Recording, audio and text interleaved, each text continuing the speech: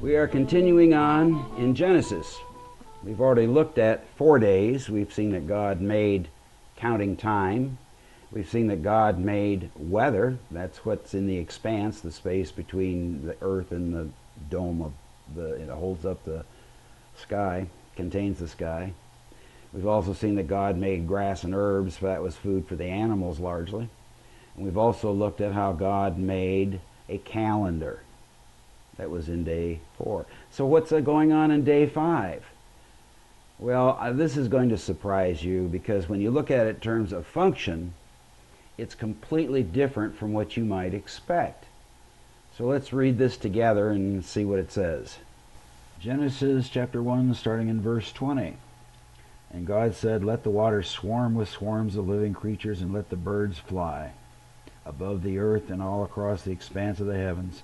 So God created great sea creatures and every living creature that moves, with which the waters swarm, according to their kinds, and every winged bird according to its kind. And God saw that it was good.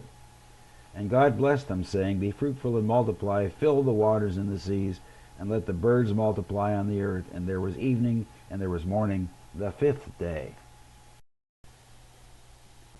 Now here's where we have to take a bit of thinking. See, most of us were raised in urban areas and suburban areas, and we're not hunter-gatherers, we're not farmers. Most of us just are not that closely connected to our environment. But the ancient Hebrew lives out in the desert in a tent. So we have to look at, what does he get out of this? So let's look at it in terms of function. God made all the creatures that fly through the air, and he made all the creatures that swim through the sea, including the bottom crawlers and the insects and all that stuff. So everybody says, well, he just made birds and fish and insects. But what is the function of birds, fish, and insects?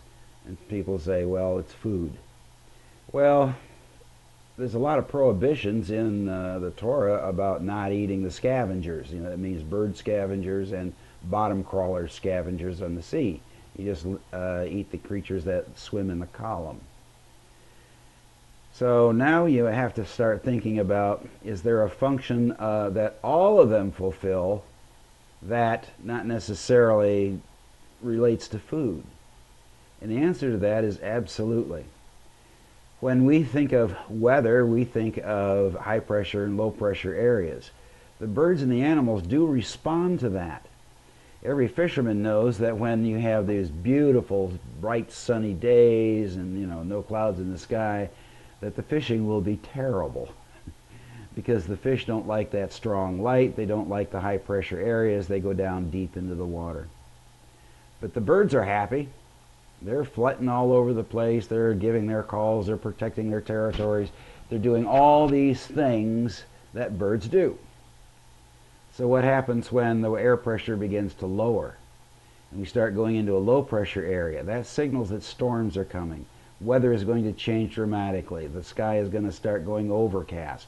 What do these birds and fish do? As that happens, the birds begin to go into hiding.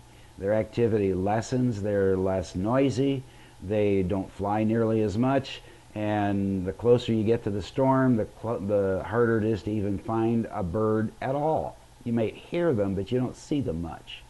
The fish do just the opposite. When the light is cut off by the clouds and the air pressure lowers, they rise in the column, and now you can get them. You can fish. Fishing is good. Best fishing day I ever had was a overcast, drizzly day with a cold wind blowing, and the big bass came right up to the surface to fish on the little bait fish. That was a great day. I was cold as anything, and I had to row a boat against the wind to get home, but it was a great day fishing.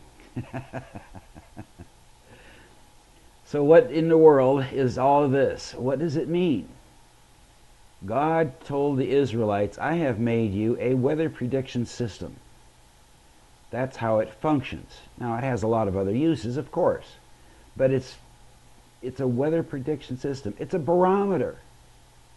Now, for those of us that don't live close to the land, We don't realize that farmers used to keep little, round analog barometers on their walls at home, and they would check that every single day because it was more accurate than the weatherman for the most part, because they could tell if they're going to have another day or two where they could fit their fields, or they're going to have to consider doing maintenance because it's going to be rainy, wet, and muddy, and then they won't be able to work with their field that day or the next day.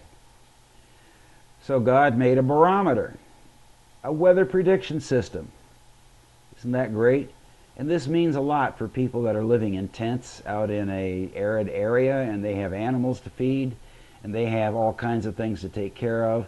They need to know something about the coming weather to be able to figure out what they need to do in advance. So that may shock you. It may surprise you. Yeah, but if you don't get it, that's fine. That's fine.